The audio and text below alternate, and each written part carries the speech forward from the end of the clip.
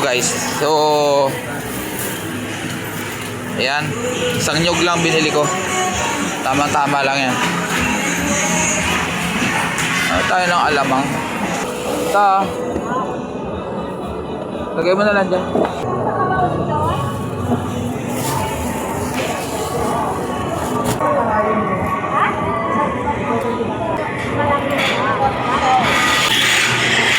Bumili rin tayo ng alamang syempre para sausawan sa kangkong. Dahon ng kangkong. Steam lang natin para may sausawan tayo. Ayan. Dalawang bugkos yung binili ko na kangkong. At meron akong special na gagawin dun sa tangkay niyan.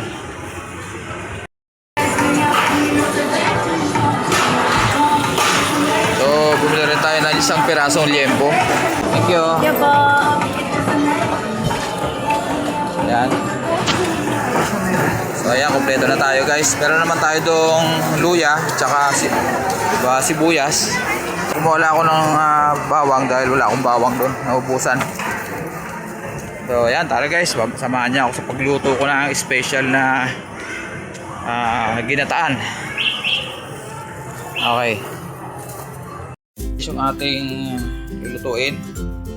Kangkong, 2 tali. Tapos ang ingredients natin is luya, sibuyas, bawang, siling haba, saka siling labuyo. Tapos syempre yung gata. Yan, isang nyug lang to na halagang 50 pesos. Yan. Tapos bumili rin ako ng alamang dahil magigisa ko yan.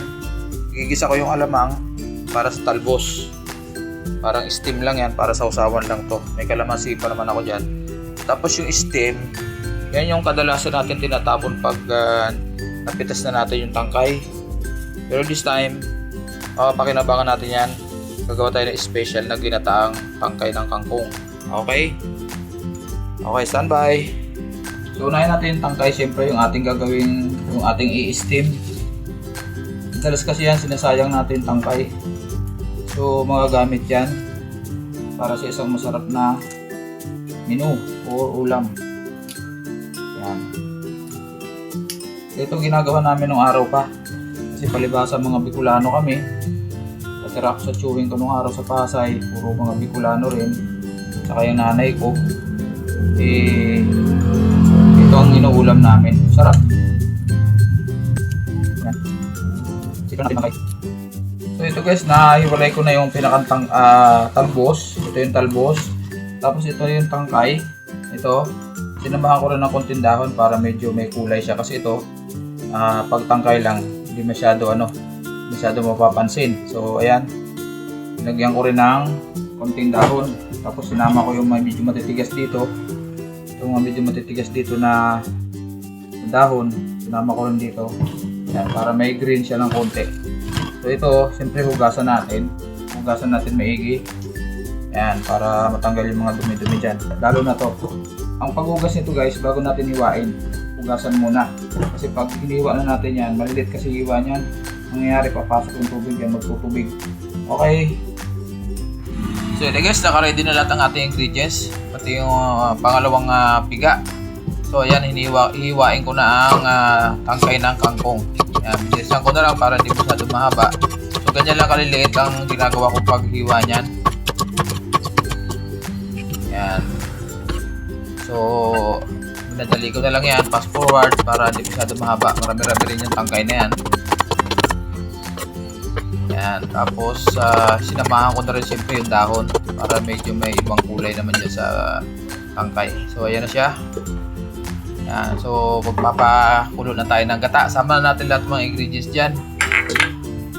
Mga sibuyas, luya, bawang. Yan naman ang ingredients dyan maliban doon sa mga seasoning. Lagyan natin ng asin yan, tsaka sili yan. Siling labuyo, siling haba. Depende sa inyo kung gaano kaanghang. Sa akin kulang pa yan. Ayan, paminta durog. At asin, syempre. Ayan. Mamaya natin titimplahan yan kung pag naluto na para alam natin kung kulang pa o sakto na. So ayan, pagdating sa gata, kailangan talagang haluin lagi hanggang kumulo siya. Huwag natin titigilan dahil para hindi mabuo yung kanyang gata. Sayang kasi yung nyog. So ayan, kumulo na. Lagyan na natin yung Jempo na hiniwa-hiwa ko na maliliit. Yan, halos kalahating kilo yan guys. Para mas masarap, pwede rin dyan tinapa, pwede rin dyan ang dilis. So yan, nilagyan ko na ng magic sarap, konti lang. At takpan natin para palambutin yung karne. So ayan, kumulo na.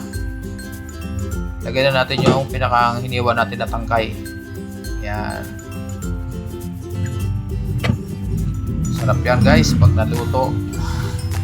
At palambutin lang natin yan konti. Tapos takpan natin muna. Yan, tapos pakuluin natin mga 5 minutes lang. Hindi naman kasing half cook lang yan yung yung pinakang tangkay. So sama na natin yung dahon. Pinahuli ko yung dahon dahil malalabog masyado eh. So konting halo lang tapos takpan natin uli. Yan. Tapos mga 10 minutes. Ayan. Konting halo lang para milalim yung dahon para maluto siya ng medyo tama-tama lang. Katapos yan, tatakpan natin uli at patutuyuin natin yung pangalawang piga na yung gata na ginamit natin. At pag medyo okay na, at pag tuyo na yung gata, medyo nabawasan na, ayan, pwede natin ilagay yung pinakang kahang gata, yung pinakang puro. Yan. Isang nyug lang yan guys, pero medyo malaki siya. Ayan, kaya medyo malinam namang sabaw niyan. Ayan, patutuyuin natin yan guys. Siyempre tatakpan natin. Ayan. Yan, natimplahan ko na yan at tama, sumakto naman yung pagkakalagay ko ng asin. So ayan, halos okay na yan, pwede natin i-serve yan.